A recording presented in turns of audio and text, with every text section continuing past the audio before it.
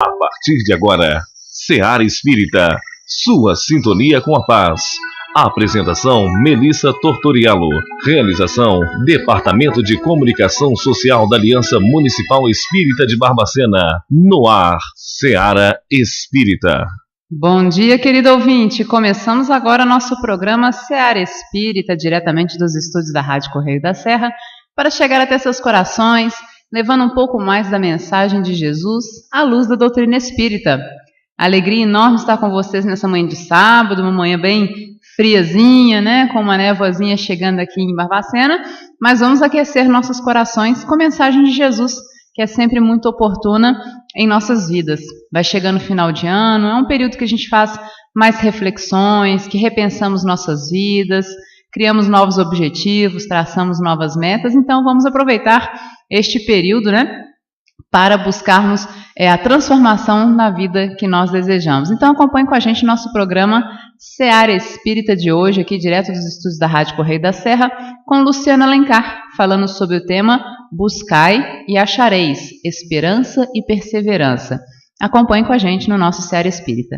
Mas antes, gostaria de convidar vocês para fazermos a nossa prece, elevarmos nossos pensamentos a Deus, nosso Pai de infinito amor e bondade, causa primeira de todas as coisas. A Jesus, modelo e guia da humanidade, nosso irmão maior. A nossos benfeitores espirituais, mentores de luz, que nos acompanham na nossa jornada terrestre. Primeiramente, Pai amado, nossa gratidão. Agradecemos pelo dom da vida, agradecemos pela oportunidade reencarnatória. Agradecemos por este corpo físico que é o nosso templo de nós espíritos. Agradecemos pela família que nos acolhe, pelos amigos que encontramos ao longo da jornada, pelas oportunidades de trabalho, de estudos, de realizações no bem, por todas as bênçãos, Senhor, que diariamente recebemos e muitas vezes não valorizamos. Agradecemos pela saúde, pela nossa capacidade de pensar, discernir, e por todas essas oportunidades, Senhor, que chegam até nós. E se pudermos rogar algo, Pai amado, rogamos pela paz no mundo, para que possa haver mais amor nos corações dos homens, e que aqueles irmãos que se encontram em confrontos, conflitos, guerras, que passam pelas experiências da fome, da sede, das misérias humanas, Senhor, que estes irmãos possam ser abraçados por Tua misericórdia, envolvidos pelo Teu amor, e que os líderes, Senhor, os governantes, possam ser tocados pelo Teu amor, para que se faça a paz, para que cessem as guerras, para que haja misericórdia e para que cada um de nós possamos nos ver uns aos outros como verdadeiros irmãos, filhos do mesmo Pai. Rogamos a Tua misericórdia, Pai amado, por todo o nosso querido planeta Terra. Rogamos a Tua paz, o Teu auxílio, o Teu amparo por todos nós. Mestre Jesus, que Sua paz envolva o nosso querido planeta e que Seu amor preencha todos os nossos corações, hoje e sempre. Que assim seja. E vamos então começar agora nosso bate-papo com Luciana Alencar aqui nos estúdios. Nós vamos falar hoje sobre o tema Buscai e achareis, esperança e perseverança. Um excelente tema para este final de ano, né? Onde estamos buscando tantas coisas, mas talvez a gente esteja buscando de uma forma, quem sabe, equivocada. Vamos conversar sobre isso, vamos refletir um pouquinho sobre isso. Mas para a gente começar o nosso bate-papo de hoje, a primeira pergunta que eu gostaria de fazer ao Luciano é: Luciano, como compreender a expressão ajuda-te que o céu te ajudará? Um bom dia para você. Bom dia, Melissa, bom dia a você, ouvinte do nosso programa Seara Espírita. Receba aí mais uma vez o nosso fraternal e caloroso abraço. Esse tema, ele está colocado pelo professor Allan Kardec no capítulo de número 25 do Evangelho segundo o Espiritismo. E nós vamos encontrar ali uma dissertação que vai ser muito clara no sentido de nos explicar a compreensão do ajuda-te E o céu te ajudará quando nós examinamos sob a perspectiva de que o fato de nós nos ajudarmos significa nós buscarmos efetivamente aquilo que é o objetivo da nossa existência. Na verdade, nós atingirmos a finalidade para que nós estamos na Terra. E não há outro meio nesse mundo de nós alcançarmos os nossos objetivos, senão com o nosso trabalho, com o nosso esforço, com a nossa busca verdadeira, indo ao encontro daquilo que nós queremos, construindo o nosso futuro a partir do nosso presente. Os espíritos, eles nos ensinam que o trabalho é a mola propulsora do progresso humano. Então, ajuda-te significa nós fazermos a nossa parte. E o céu te ajudará significa que quando nós fazemos a nossa parte, a providência divina, verificando ali o nosso empenho, a nossa dedicação, o nosso esforço, a nossa perseverança, a providência divina vai então nos conceder, por merecimento, aquilo que é objeto então da nossa busca. Então, quando nós falamos em ajuda, via de regra, a maioria de nós compreende que alguém virá ao nosso encontro para nos ajudar. Ou então, nós muitas vezes repetimos um atavismo cultural de ficar pedindo, e só pedindo de uma forma passiva, esperando que as coisas aconteçam. E muitas vezes a gente diz assim, que seja feita a vontade do Pai. Eu já pedi. Se o Pai me der o que eu quero, ótimo. Se não der, seja feita a vontade do Pai. Quer dizer, uma conduta passiva. E nós vamos verificar que a busca é uma conduta ativa, é um comportamento inverso. E para isso, para a gente entender isso, nós podemos buscar em Mateus, no capítulo 7, versículos 7 a 11, uma expressão que precisa de ser bem compreendida para nós não cairmos nessa espera, nessa inércia. Olha só o que diz, então, Jesus na narrativa de Mateus. Pedi e se vos dará. Buscai e achareis. Batei à porta e se vos abrirá. Pois todo aquele que pede, recebe, e quem procura, acha. E se abrirá àquele que bater à porta. Então, olha só que interessante. Se nós formos buscar a origem desse verbo pedir lá no latim, aí nós estivemos conversando com o professor Heleno, que é professor também de literatura, doutorado em literatura, e o professor Heleno nos explicou que a origem latina do verbo pedir tem o mesmo sentido do buscar, do ir ao encontro. A gente diz até assim de uma forma popular, de uma forma coloquial, né? Correr atrás de, né? Ir ao encontro de, fazer, buscar, bater. Quer dizer, são todos esses verbos que indicam ação, que indicam movimento e não estagnação.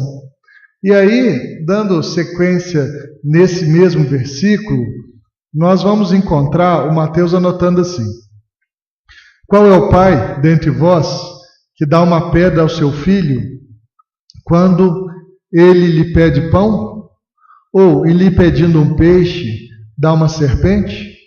Se, pois, sendo maus como sois, sabeis dar boas coisas aos vossos filhos, com quanto mais forte razão vosso Pai, que está nos céus, dará os verdadeiros bens àqueles que lhe pedirem. Então, olha que interessante a didática de Jesus, né? Se os pais humanos já são capazes de dar aos seus filhos aquilo que é um bem, obviamente o nosso Pai Celestial, que é todo sabedoria, todo bondade, todo misericórdia, por muito mais razão, nos dará os verdadeiros bens conforme o nosso merecimento e a misericórdia dele. E assim nós vamos nos ajudar e, por via de consequência, o céu, o Pai, os instrutores espirituais nos ajudarão. Acho que esse tema, Luciano, está muito vinculado à questão da esperança também, né? Eu gostaria que você falasse um pouquinho sobre a esperança e depois sobre a perseverança, que é, você coloca a esperança no sentido de a gente pedir e aguardar, mas a perseverança também no sentido de buscarmos o que queremos, talvez, né? Então, gostaria que você falasse para a gente um pouquinho agora sobre a esperança. Ainda buscando a etimologia das palavras, e nós temos aprendido ao longo do tempo que as palavras são tão somente símbolos, signos que querem representar ideias. Mas quando nós vamos lá nas origens etimológicas das palavras, nós encontramos o verdadeiro significado para o qual aquela palavra foi inventada. Então isso é muito interessante. Para cada coisa nova, para cada pensamento novo, é necessário uma palavra nova. E quem já dizia isso era o professor Allan Kardec, ao codificar o livro dos Espíritos. Dizia ele assim: para designar uma coisa nova, é necessário então um termo, uma palavra nova, para que a gente não confunda uma coisa por outra.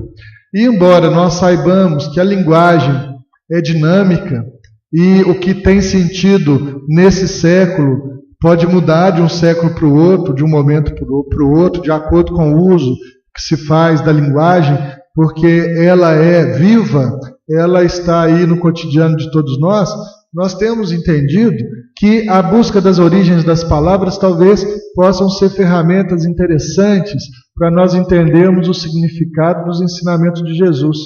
Então, com relação à esperança, alguns estudiosos nos dizem que há, via de regra, 2 conceitos de esperança. O mais comum, que nós vamos achar nos dicionários, é que a esperança seria a ação ou o ato de esperar, aguardar que algo aconteça, aguardar o concurso do tempo. Então, olha só, é mais uma vez aquela ideia passiva, né? De esperar as coisas acontecerem. Mas se nós formos buscar numa outra origem, no verbo esperançar, aí nós já vamos encontrar uma outra perspectiva, aonde esperançar significa ir atrás do seu objetivo. Ou, em outras palavras, buscar o seu fim, a sua finalidade. Ir ao encontro de. Então, olha que interessante, mais uma vez a gente volta na assertiva ativa, positiva, do verbo buscar. Então, esperançar significa não ficar parado, mas se movimentar para alcançar, para merecer, para adquirir aquilo que é o nosso objetivo. E aí muda completamente as versões de acordo com a origem da palavra. Então, quando nós temos esperança, nessa perspectiva, nós não vamos ficar parados esperando que Deus nos dê aquilo que nós queremos, aquilo que nós precisamos. Ao contrário, nós vamos esperançar no sentido de construir, de alcançar, de buscar, de ir ao encontro daquilo que nós queremos para a nossa vida. E aí muda completamente o sentido. E por via de consequência, temos que fazer isso com afinco, com persistência, com resiliência, de modo contínuo. E aí nós vamos encontrar essa outra palavra, que é a perseverança. Perseverar significa nós insistirmos positivamente no caminho, nós não desistirmos. E aí a gente sempre brinca aqui no Brasil que o brasileiro não desiste nunca, né? Por pior que estejam as coisas, as situações políticas, econômicas, espirituais, o brasileiro criou essa cultura de que o brasileiro é persistente, que ele é perseverante, que ele não desiste nunca. Então perseverar é nesse sentido. Então, se juntarmos as duas, esperançar, ir ao encontro, fazer a nossa parte e perseverar nesse nosso movimento, nesse nosso esforço, aí sim nós acharemos, aí sim o céu nos ajudará, depende de nós. Alguns sábios dizem, por exemplo, Einstein, ele diz que o gênio ele é feito de 90% de inspiração, de 10% de inspiração, de 90% de transpiração. Quer dizer, a transpiração é o efeito do esforço, né? É o efeito do trabalho. Então nós precisamos de transpirar muito, ou seja, nos movimentar muito, nos esforçar muito. Com 10% de inspiração já é o suficiente para nós alcançarmos a meta, que é o progresso espiritual de todos nós. E se você quiser fazer alguma pergunta para o Luciano, você pode mandar para a gente aqui pelo nosso WhatsApp, 98413-8111, 98413-8111, e aproveita essa oportunidade para fazer a sua pergunta a respeito do tema de hoje, né? Buscar e achareis, aqui com o Luciano. Agora, Luciano, quando você fala dessa questão da esperança e da perseverança, no sentido, né, da necessidade de nós sermos atuantes no destino que queremos, né, de trabalharmos, de buscarmos o que nós desejamos, acho que isso tem um pouco a ver com a lei do trabalho, né? Ou seja, a lei de que faça com que a gente haja perante a nossa sociedade, que a gente haja perante a vida. Como que a gente poderia compreender, então, a lei do trabalho dentro desse contexto que você está trazendo aqui para nós? O professor Allan Kardec fez essa pergunta aos espíritos superiores, e eles responderam que trabalho é toda ocupação útil. Então, não estamos falando aqui de uma relação de emprego, de uma relação profissional, nós estamos falando de uma forma mais abrangente. Trabalho é quando nós colocamos a nossa inteligência, o nosso esforço, a nossa energia em benefício de alguém, transformando esse nosso esforço em algo útil para nós, para as pessoas, para a humanidade. Isso é trabalho. E a consequência desse trabalho será efetivamente o progresso. E aí nós vamos verificar, até do ponto de vista da antropologia, que o trabalho ele vai tendo dimensões diferenciadas. Por exemplo, lá nos primórdios da civilização, o trabalho era, via de regra, nós buscarmos o alimento. Assim como os animais faziam, né? Então nós coletávamos frutos, nós caçávamos animais, pescávamos os peixes, dávamos um jeito de conservar a prole dos inimigos naturais e começamos a fazer os primeiros habitáculos, as primeiras ocas, as primeiras residências primitivas lá no passado. Então nós fazíamos só isso. Satisfeitas as necessidades primárias da sobrevivência, aí estava parado o trabalho. Depois disso, a humanidade foi progredindo mais e novas formas de trabalho foram aparecendo, como, por exemplo, os trabalhos de natureza intelectual, os trabalhos ligados à criatividade, ligados ao pensamento, à construção das ideias. E aí os gregos tiveram um papel de destaque na antiguidade, quando eles criaram aquilo que eles chamavam de ócio criativo. O que era o ócio criativo? Quando a gente diz hoje o ócio, as pessoas pensam ficar à toa, sem fazer nada. Mas isso seria o contrário do trabalho, seria a inércia. Então o que os gregos chamavam de ócio criativo era aquele momento que eles tiravam para pensar, para meditar, para refletir sobre a sua própria humanidade e sobre a civilização que eles estavam construindo.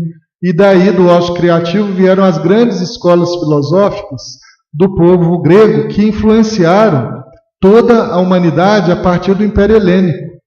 E até se nós formos lembrar, por exemplo, do Império Romano, que foi um dos maiores impérios do mundo que a gente teve notícia, o Império Romano foi dominado pelas ideias do Império Helênico que o antecedeu, ou seja, os gregos pensavam e os romanos executavam aquilo que os gregos pensavam. E se nós chegarmos até os nossos dias, nós vamos ver então que o trabalho hoje então é muito mais amplo, né? Por exemplo, se nós verificarmos a tecnologia, quanto trabalho que é por detrás da tecnologia? Quantas pessoas que cientistas, pesquisadores, estudiosos pesquisaram as máquinas, os computadores, os programas de computadores, os mecanismos de comunicação que hoje são tão populares entre nós. Você mesmo aí acabou de citar, né, um meio hoje muito popular de comunicação, através do WhatsApp e de tantos outros meios de comunicação de redes sociais e etc. Significa que por detrás de toda essa tecnologia há trabalho.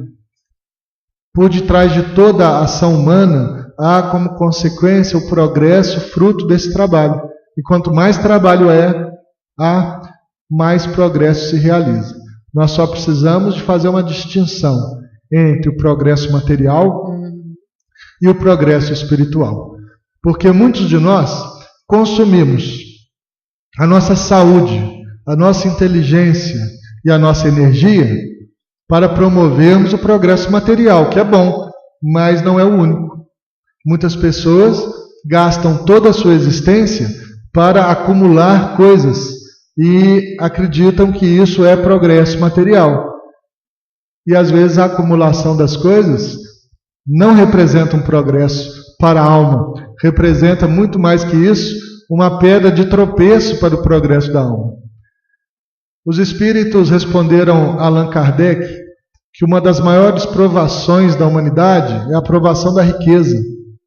Porque quando um rico está sendo provado, as consequências do ato dele podem atingir uma grande quantidade de pessoas.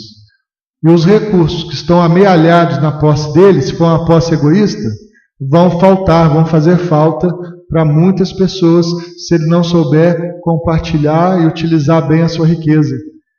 E por isso, dizem os espíritos, a provação da miséria é uma provação menos complexa do que a provação da riqueza. Porque na provação da miséria, praticamente aquele indivíduo ali que não tem as posses materiais, se fizer mau uso daquele quinhão que Deus lhe deu, ele prejudicará ele mesmo e pouca gente ao seu entorno. Então, o progresso material não significa progresso espiritual. O progresso espiritual significa o aperfeiçoamento do indivíduo, o progresso moral da criatura, a aquisição de valores, de princípios espirituais, de virtudes. Isso é progresso espiritual. Então nós devemos trabalhar para que esse progresso espiritual aconteça.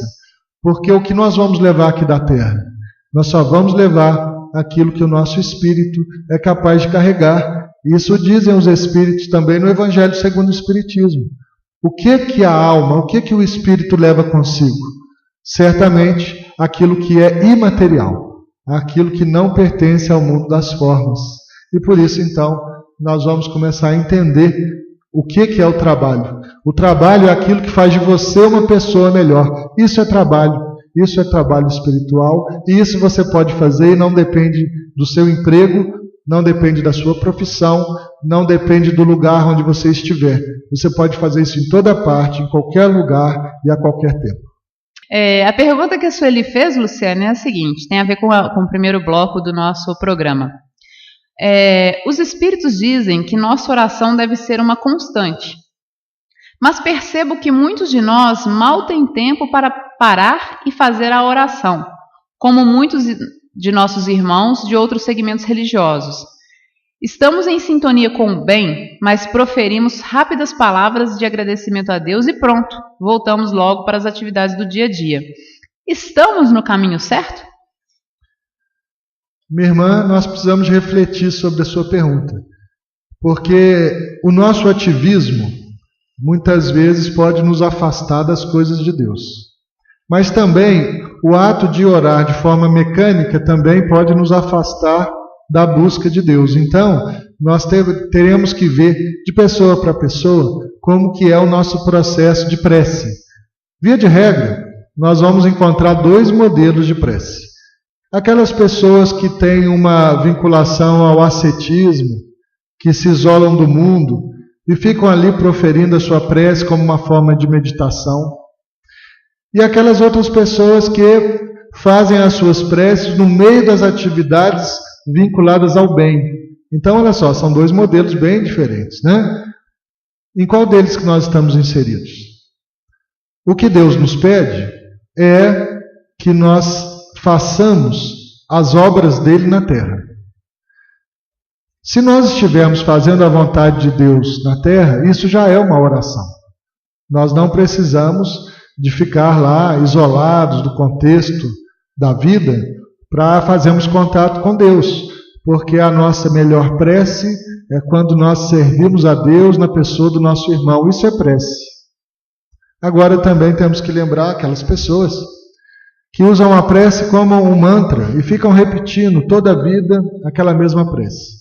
Se for de forma mecânica, não vai ter sentido nenhum, porque enquanto a boca fala, a mente e o coração muitas vezes estão longe daquela realidade de religação da criatura com o Criador.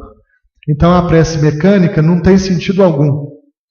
Ela é uma herança do farisaísmo, porque os sacerdotes farisaicos, eles cobravam pela quantidade de preces. Então, se você ia ao templo, encomendava e pagava pelas preces, e eles rezavam uma determinada quantidade de preces. Mas era aquela prece mecânica. Essa prece não tem alcance, essa prece não tem sentido.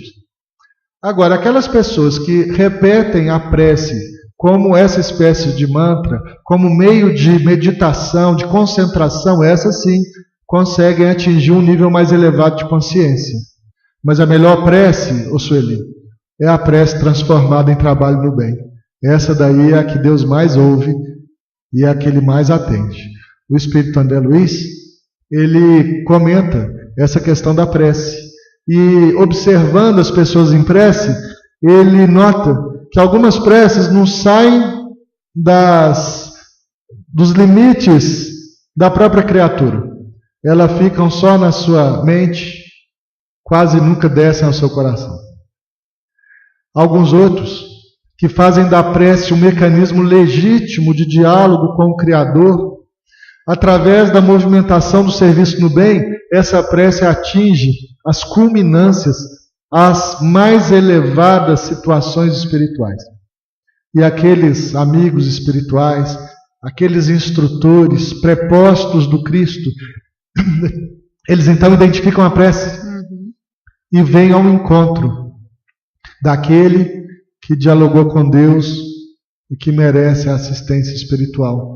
Então eu fico imaginando aqui, figuradamente, que os espíritos lá no mundo espiritual devem ter um software muito bacana, onde tem um gráfico onde aquela pessoa que só fala a prece sem sentir e sem viver, ela chega, o gráfico dela está no 0. Mas aquele que conversa com Deus na ação do bem, o gráfico dele vai lá para as alturas, 1000 pontos. E aí aquilo deve soar um alarme lá entre os espíritos superiores. E eles vêm aqui ao encontro. Poxa, aqui olha, percebemos uma prece verdadeira. Vamos lá ao encontro dessa criatura. Porque a prece é um processo de comunicação. E todo processo de comunicação tem no mínimo 2 pessoas. Tem o emissor e o receptor. Quando nós fazemos prece, nós somos os emissores. E os receptores são os prepostos de Deus, os prelados do Cristo. E aí, cada um de nós é que sabe como é que é a sua prece. Eu espero que a sua e que a minha seja uma forma de conversar com Deus simples, informal e capaz de transformar as nossas buscas em obras no bem, em nome do Senhor. Ótima reflexão sobre a prece. Agora, voltando um pouquinho no final do nosso último bloco, Luciano, você falou sobre a lei do trabalho também, né? E a importância do trabalho no nosso dia a dia. Agora, eu gostaria que você falasse um pouco quais são as consequências do trabalho para nós. A consequência ou as consequências do trabalho, além do progresso que nós já salientamos no primeiro bloco, significa a capacidade evolutiva da criatura, a evolução do ser, o aperfeiçoamento do indivíduo.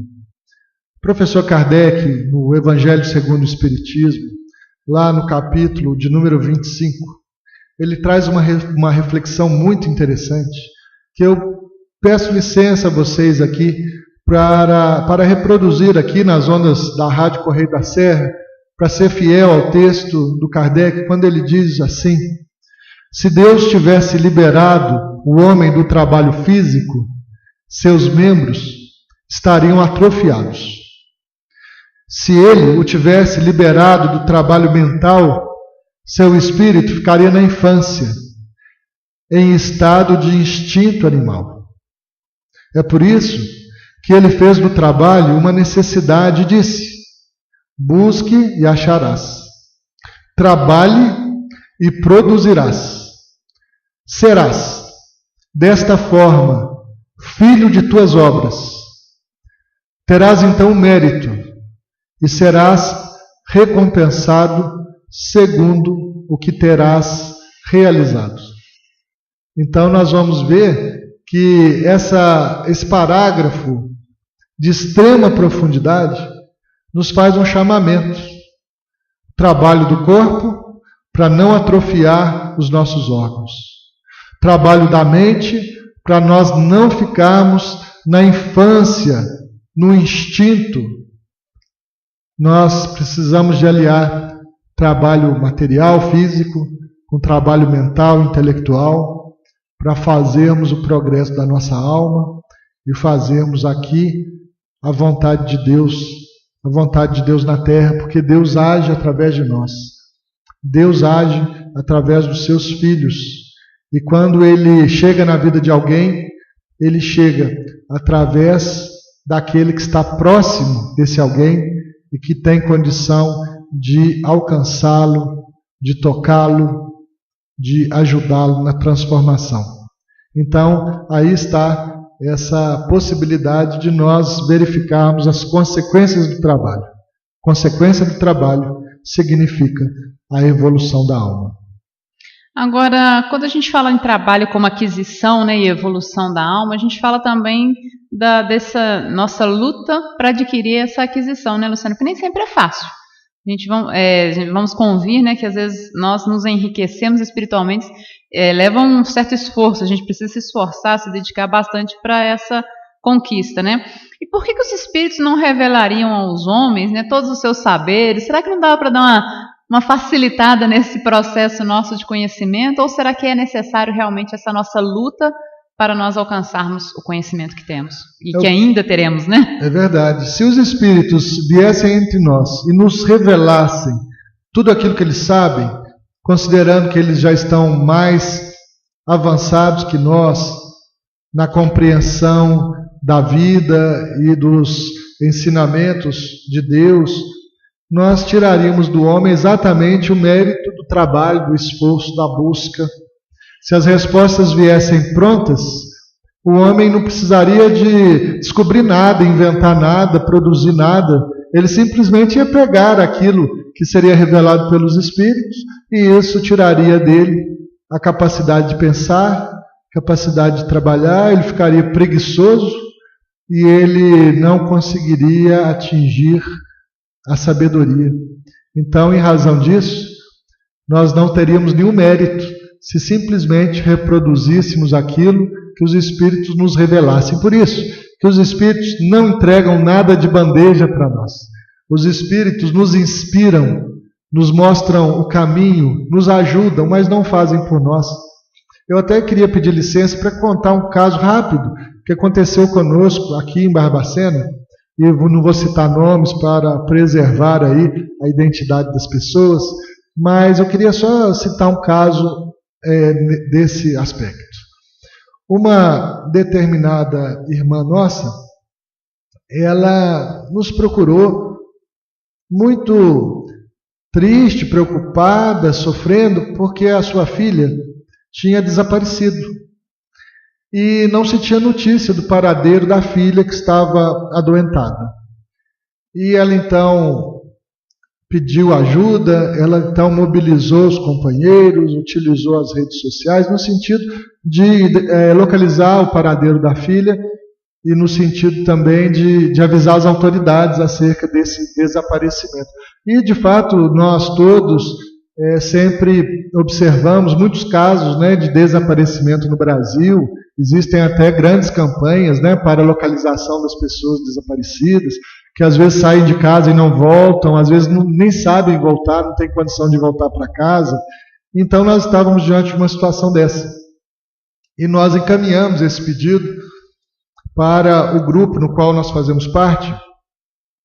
E na sessão de contato com os amigos espirituais, um deles, muito querido, que nos acompanha há muito tempo e que simplesmente tem o pseudônimo de Zé, o Zé virou para nós e falou assim: olha, vocês estão aí pedindo para localizar a menina, mas se vocês não forem ao encontro dela, vocês não vão encontrá-la.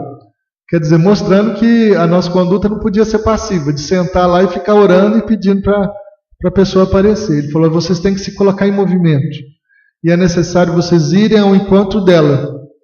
E aí um companheiro que dirigia a sessão perguntou para o espírito assim: mas o Brasil é tão grande, aonde que nós vamos poder achar essa pessoa? Será que vocês não podem nos dar assim alguma informação? E o espírito disse: olha, cabe a vocês procurarem.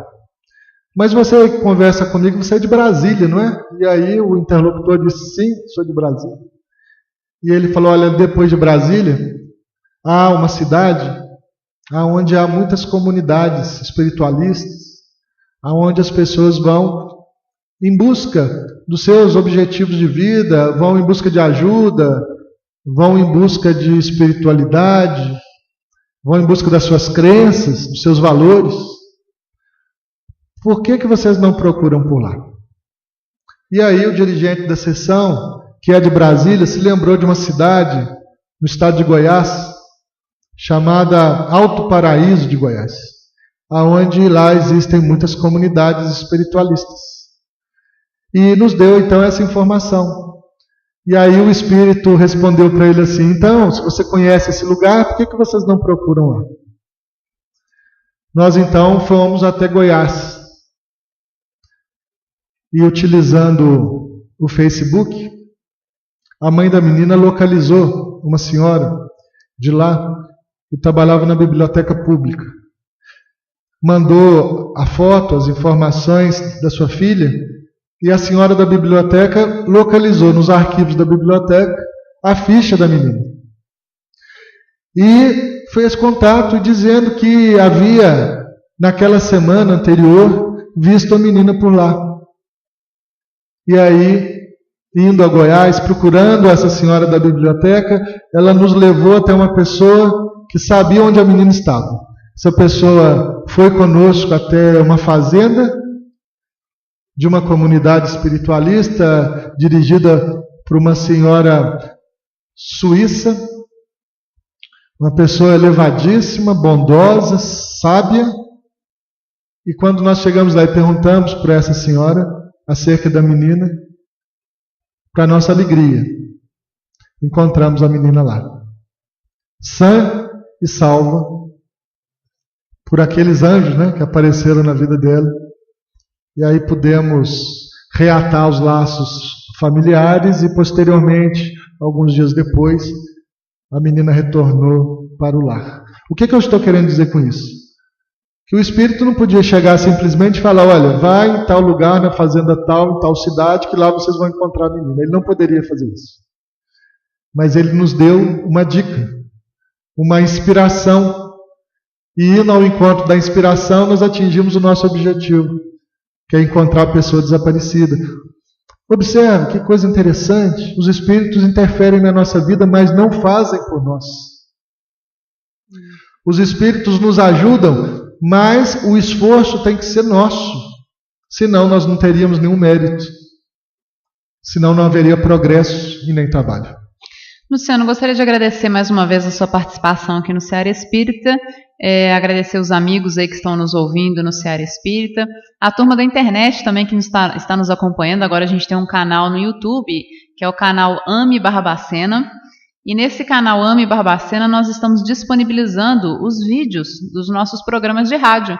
Então você que tem acesso à internet, entra lá no YouTube, digita lá Ame Barbacena e você vai ver no playlist Seara Espírita. E nesse playlist nós temos já os 4 últimos programas de rádio Seara Espírita lá, o vídeo, e até quarta-feira, mais ou menos dessa semana, o programa de hoje também estará no ar. Então assista nossos vídeos, inscreva-se no nosso canal lá no YouTube, dê um likezinho se você gostar, né, dos nossos vídeos aqui do YouTube. Nós vamos aí a cada vez mais aprimorando, aperfeiçoando este novo canal de comunicação para nós, né, essa nova empreitada aí que o Fred está nos ajudando aqui nos estúdios, sempre fazendo os vídeos para nós. Então, Luciano, muito obrigada pela sua participação e que você deixe uma mensagem final para os nossos ouvintes no dia de hoje.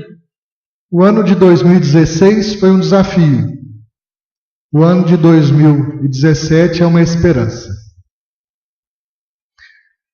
A esperança do verbo esperançar. Vamos em busca dos nossos objetivos. Vamos nos colocar em movimento. Vamos fazer a nossa parte. Vamos trabalhar física e intelectualmente.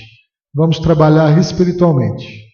E vamos alcançar o nosso objetivo de progresso na Terra, fazendo da nossa vida uma vida melhor, para nós e para aqueles que vivem conosco nesse planeta. Que você tenha um Natal cheio de felicidade e paz, que o Cristo interior renasça aí no seu coração e que você possa ser uma pessoa cada vez melhor, mais sábia e mais bondosa, hoje e sempre. Que você leve os nossos votos de um Feliz Natal e de um Ano Novo repleto de trabalho e construção no bem para todos aqueles que você ama e para toda a humanidade. Muito obrigada, Luciano, mais uma vez. Até ano que vem, né? Se Deus quiser, aqui no programa Seara Espírita. E agradeço a vocês, ouvintes, que estão nos acompanhando também. Desejo a vocês um excelente final de semana, de muita paz, de muito amor. Sábado que vem estamos juntos, aqui nos estúdios com Paulo Bianchetti e Nelson Xavier. Nelson estará aqui com a gente para o programa de Natal. Vamos falar um pouco sobre esse dia, né? Que vai ser dia 24 de dezembro, o nosso programa. Então falaremos sobre o Natal. Então acompanhe com a gente no próximo Seara Espírita de sábado que vem. Você ouviu o programa Seara Espírita. A apresentação Melissa Tortoriello. Realização do Departamento de Comunicação Social da Aliança Municipal Espírita de Barbacena. Seara Espírita.